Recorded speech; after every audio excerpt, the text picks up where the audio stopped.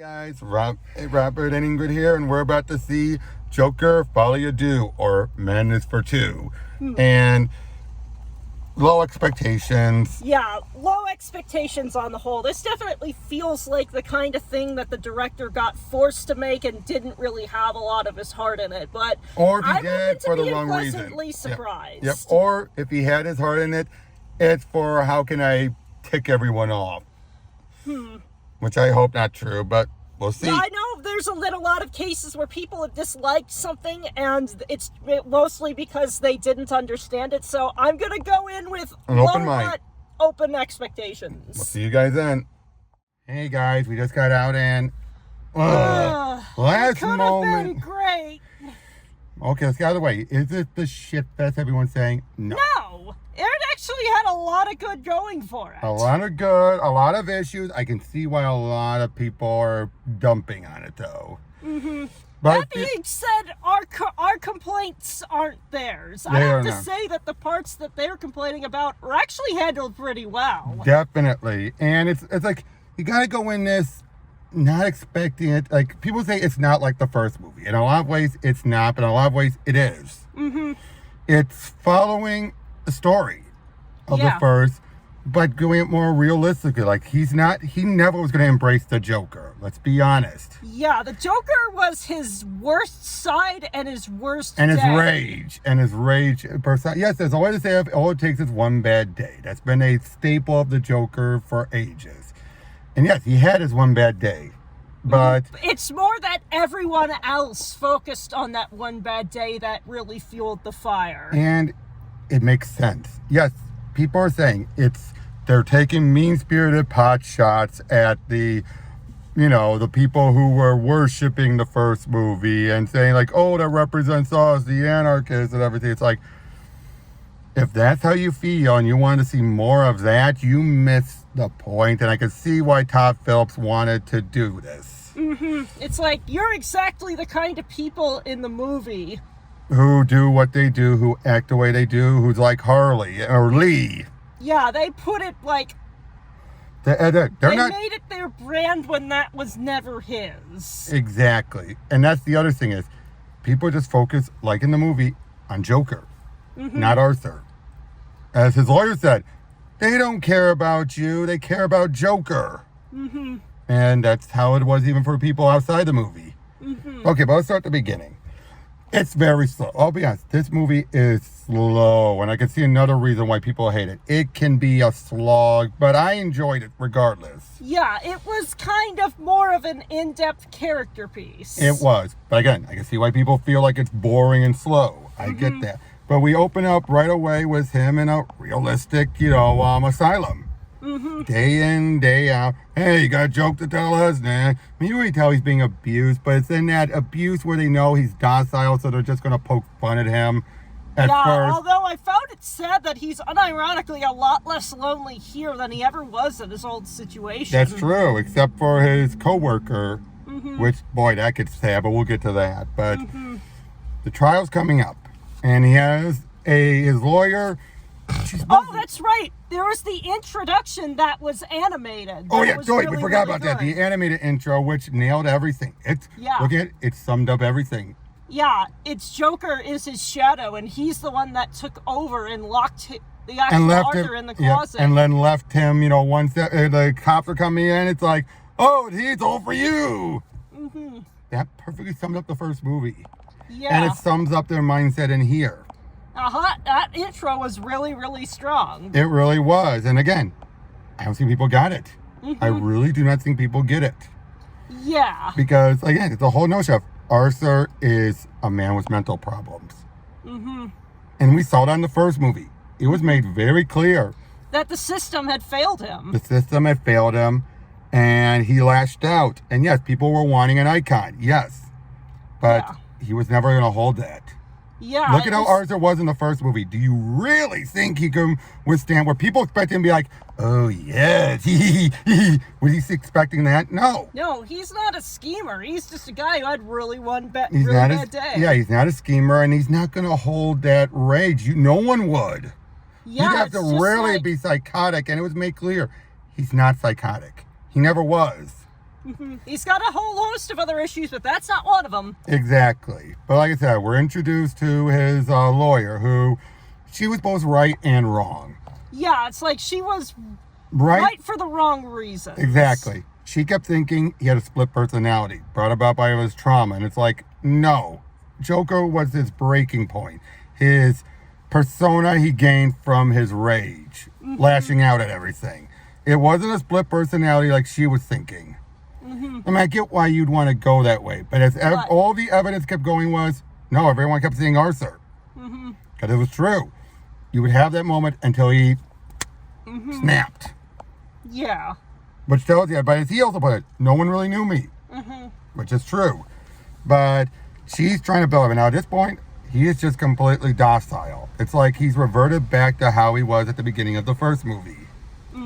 Would you agree with that? It felt like he reverted back to that. And like it's out of his system, and now he's in a place where he can at least he's popping, taking his meds, and he feels like no one cares. He never saw this TV movie, which that would so happen. Even in the 80s. Well, would they do that in the 80s? I don't think so. That feels more like a modern thing, don't you think? That's a little bit of a stretch, wouldn't you say? You know, the making a TV movie was in 2 years.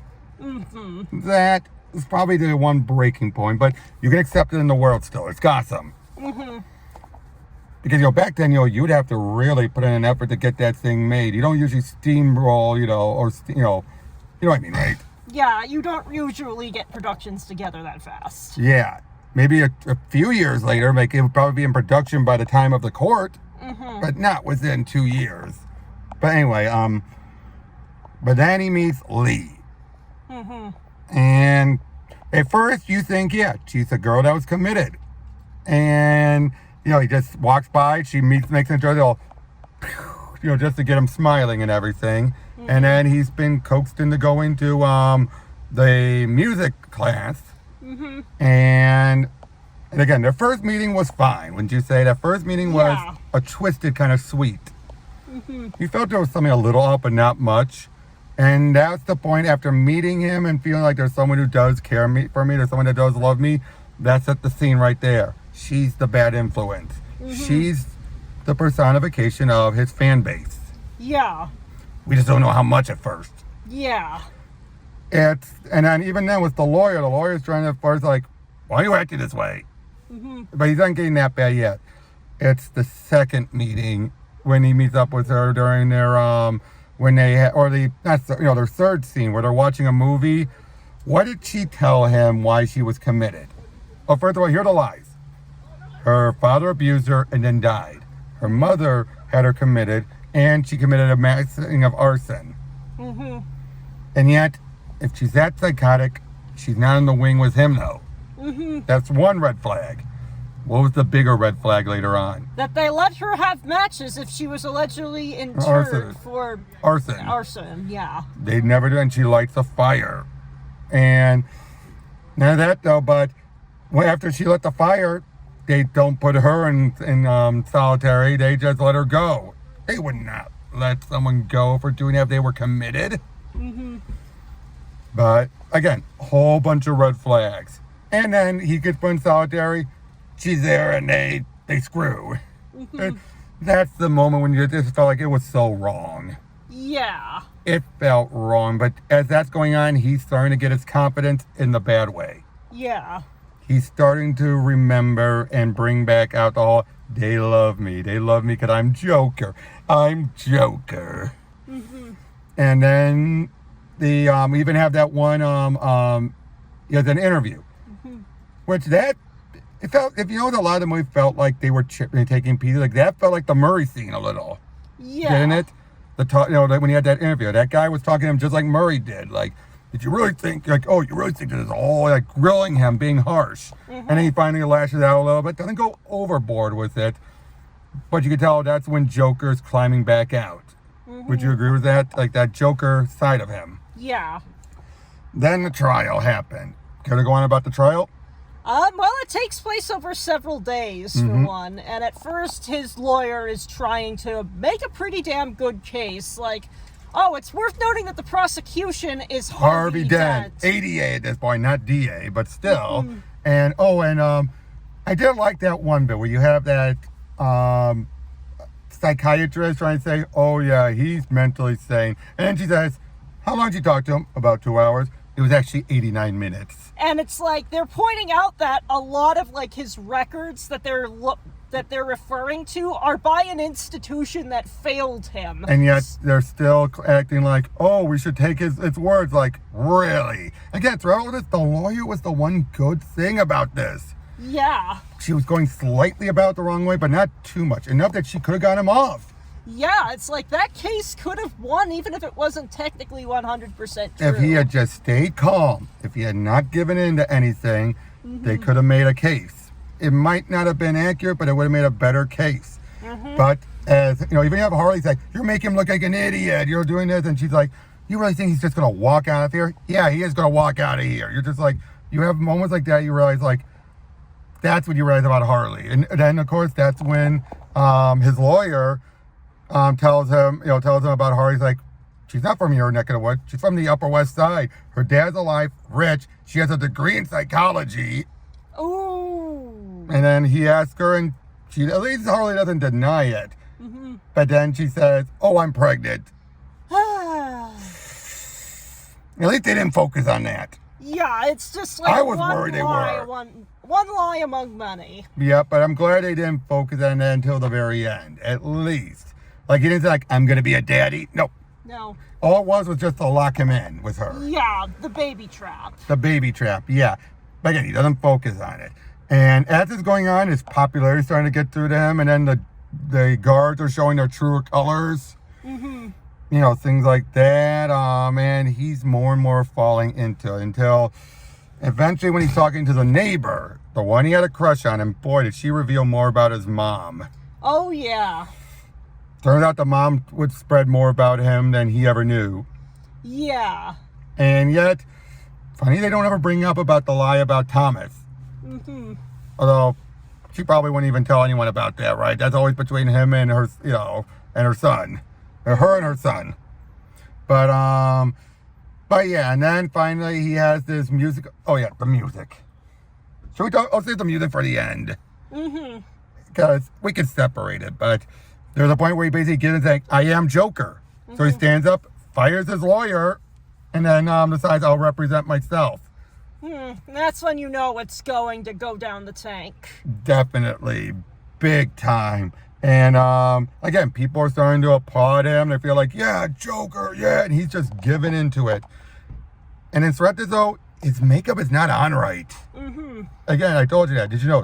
One side completely up, the other, That had to be a choice. It stands out too much for it to have not been a choice. And I can't tell why. I thought it did, but now I can't. What do you think? Do you think it was because he's not fully committed to being Joker, or do you think I feel like that's the most reasonable explanation. That Yeah, he's not committed to it. But then he has his coworker. And he comes in, everyone's snickering him because he's a dwarf and all that. And that's the only time we actually see Arthur, you know, represent himself during that moment. And of course he's like, oh, sir. He's acting like that, not Foghorn Leghorn, but the guy Foghorn Leghorn is based off of. You know, like, well, sir, I just have, you know, that whole kind of a talk. And basically makes a fool out of him in live TV. It does. It does. And it's like, then it kind of just like gets to a breaking point for him, but he's just like, his friend you were said, the only person that was nice to me. And then he says, I can't sleep, I can't work because I'm in constant fear. And that's the moment where you could really tell that started it with Arthur. Maybe not the breaking point, but that was the start where he's like, But it wasn't fully. Oh, no, again, I'll get to it when we get to the musical numbers at the end. But then now, of course, during his rant, he badmouths the guards at Arkham. Oh, boy. And what happens when he gets there? They beat the shit out of him. And possibly assault him. What do you think? Do you think they did? Because you see his pants are down and everything. Not all, like, you see, still has his boxers on. But I feel like they deliberately leave that ambiguous. Yeah, everyone's thinking like it's an absolute. I don't think it's an absolute. It's whatever you think they did to him. But then one of the guys he had met that who first met Arthur by saying, They told me that you're a good kisser. Arthur kisses him, so he stays as a good friend. And he decides to keep on doing, where the saints go marching. They strangle him to death. And that's the moment when Arthur, it's 3 big guards against 1 guy. Twice in the same night. Of course, Arthur thinks back to when he first shot those 3 other guys. But this time he was powerless. Both times he was powerless. And then Joker dies. The Joker side of him is gone. It's like reality hit him hard. Yeah, it's just like it had consequences for other people and he couldn't bear that. Yep, he couldn't bear that. And also realized, yeah, he thought he was on the top of the world. He was untouchable now. He wasn't. And then he basically, and now he already botched it for himself when he said the defense rests. Yeah. Right after they had it, it's like he didn't have anything else. It's like, you already knew right then and there he botched it. But then afterwards, when he then said like, I'm not Joker. And then Harley and the others left. She was pissed. She went from glammed up and everything to, and then last time we actually properly see her where we know it's her, she has a gun pointed at her head back at home. And we then go to the next day as he'd say, as they're ready to do a verdict. Yeah. And that hits very hard, metaphorically. And he starts to laugh. He starts to have that nervous laugh that sounds like a cry. And then a bomb goes off. It's a bunch of the Joker, making it very clear that this is a Gotham without Batman still, and indirectly thanks to Arthur, anarchy is through the roof still. The fact for them to do that. So yeah, they grab him, drive off, but then they hear, oh, we're going to burn the place down. And Arthur never wanted that. Never did. Now, of course, that tells you how oblivious he was to this fan base of his. Which, again, I think that's another message that he's playing off of. When you have some people who become, like, I'm positive, people like Gina Carano and all that, that's probably part of the type of people that Todd Phillips was going for like this. The people who had something bad happen to them and then gets roped in with some people who make things worse and then treat them like an icon. Yeah, it's just like they don't care about the person actually. They care about what they can make them into. Yep, they might claim they do. They might even think they do. But for many of them, they don't. Again, there might be people who actually do care. And I'm positive there are in the case of people who care for Gina. Yeah. There are. But they're used as an icon. So he books it out there, makes it to the stairs, which I'm surprised we only saw it the one time. I'm surprised. Yeah. And then there's Lee.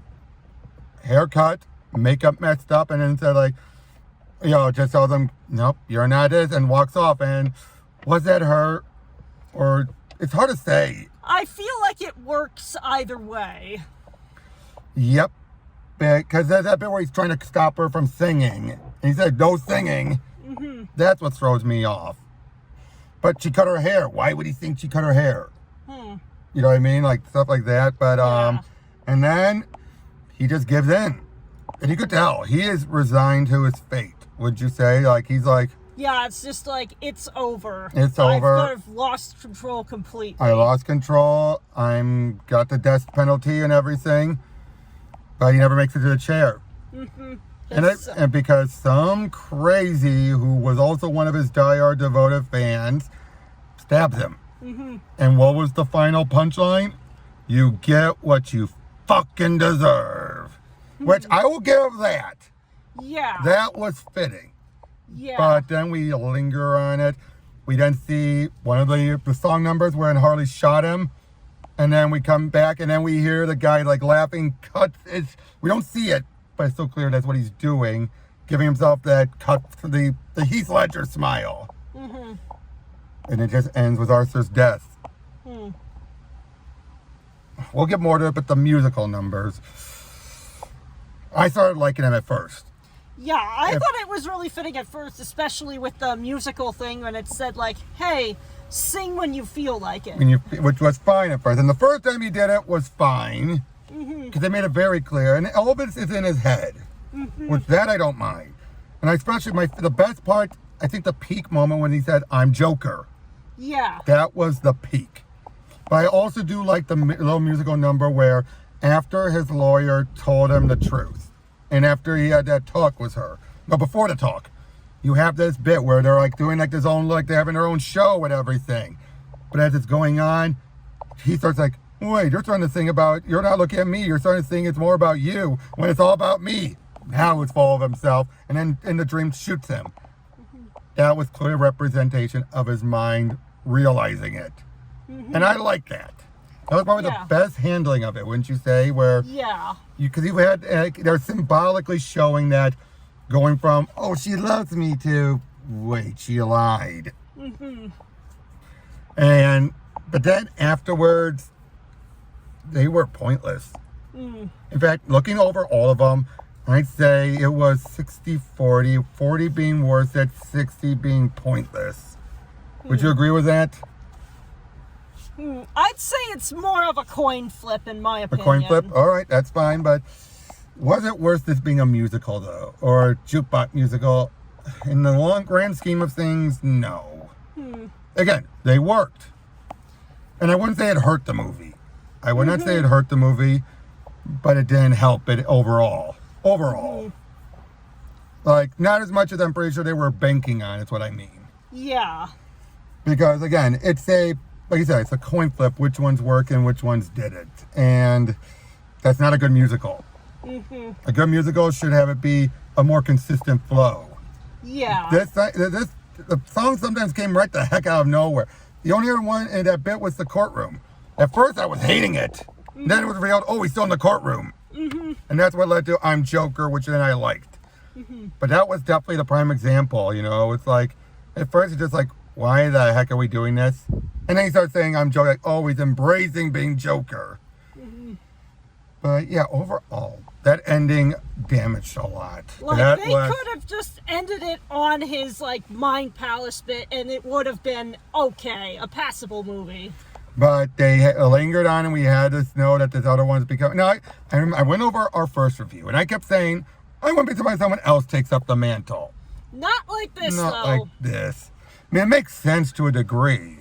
Like, I would have, like, expected one of the people who had helped him run away in the scene to then kind of, like, make a statement, and we could, like, see it on TV or The guy looked almost like him. The guy looked almost identical to him. Yeah, like, we could have had a picture of him, like, bleeding out and then just sort of have that on the TV in the background. That would have been a good way to do it. That would have been fun, because I kept thinking there was something going to go on with that one guy. And if you notice, because I looked back over, the guy in the other bit, I think that's the guy who killed the Waynes, because it's the same mask. Oh, that would have worked really well. I think that was symbolic, though. They don't focus on it, but it's a blink and you'll miss it, but I'm pretty sure that's the same mask. But that ending just... And I can see why people hate the ending, but I heard you were going to give this an 8. It's not as good as the first. Can we agree to that? Yeah, it's definitely not as good as the first, but it's not a complete garbage fire like we've been hearing. It could have been a lot better, but it's not a complete garbage fire. I'm of two minds of this movie. As a comic book movie, not good. Which can we agree on? As a comic book movie, not good. But as a follow-up to what we had in Joker, the first movie, it is good. But only if you look at it as the follow-up to what we had with Joker. This does feel like a part 2, doesn't it? Yeah, it does feel like it's telling more of that story. It's just not the story that people wanted. Which is a bummer. Because it's that, what were people expecting? And I'm trying to think. I'm really trying to think. It's like, what, did they expect more of him just embracing the Joker persona and becoming the clown prince of crime? We know that was never going to happen. Yeah, he's way too, like, scatterbrained to pull something like that off. He's not intelligent at all. And not that though, but again, did they really think he was going to maintain that? Yeah, that was basically just him releasing a lot of pressure, and then when there's no pressure in there to release, there's no point to doing it. Especially when you're locked up and you're cut off from all of your fans. It took meeting up with the fans to build it back up. Now, was there a lot of padding? Yes. There was quite a lot of padding, but again, not enough to derail. It's one of those things where we're like, we can acknowledge the flaws, but we don't agree, or with the complaints, but we don't agree to the vitriol. Yeah. Can we agree to that? Yeah, it's just like, it wasn't something I liked, but not necessarily got completely up in arms about it. Exactly. Now, of course, this is how we are in the immediacy. Give it some time. We might have more issues with it. I'm sure. I have a gut feeling we are gonna have more issues as time goes on. It kind of feels that way. But it's like not something I'm gonna like linger Oh on too no, badly. not me either. I mean, We've seen far worse on this channel. we Way far worse. Way far worse. But as far as theater-going movies, though, it's definitely the worst ending we've had. And this is like the first time we've walked out from first having a high to then having a gut punch. Would you agree with that? Yeah. I can't think of when we went to the theaters where it had as much of a gut punch that we like where we really didn't see it coming. Brightburn might be the closest, but even that, not so much. Yeah. Because that one, it was like the tone matched everything else in the movie. But Yeah. this, I cannot think of it. Can you? Can you Not think really. Yeah, but again, I would give this a 6 out of 10, a 3 out of 5. The acting was strong. We say that. Joaquin It's and just Lady that- Gaga, for what she was. Is she accurate? Hell no. Yeah, that being said, there's only so much you can do to save a bad script. Yep, I will say this though. I did like the twist of their character dynamic. I Harley- really liked that element too of flipping that around because it makes sense with what they established in the first movie. But then she's not really around as much as I thought. Yeah. I think we needed more of her. Yeah, they could have like cut out some scenes and then included more scenes with her. Because that's where it worked.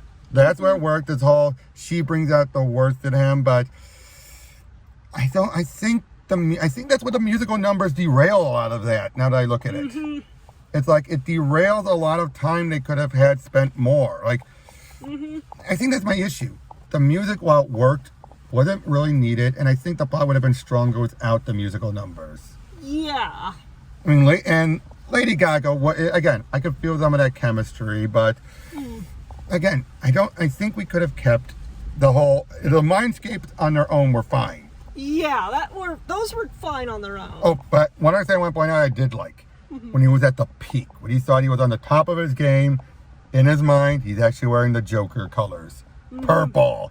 We actually get him in a purple suit finally. And that I liked it. It Yeah. felt like he was at the peak, he was at the most Joker. And I did like that. But any other final thoughts you want to give?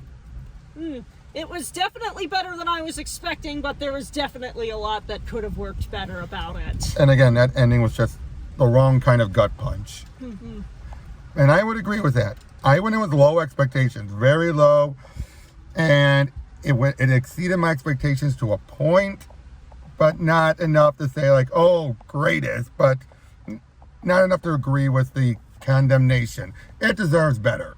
Yeah, it deserved better both in and out of the story. Exactly. Now, do I think it deserves to be was it going to be $1 billion and people are just underrated it? No. No.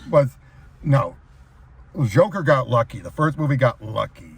But it felt like something that could reach $1 billion. This does not. Yeah. This does feel like the artiste project, doesn't it? This feels like the director was given a auteur license and he abused it.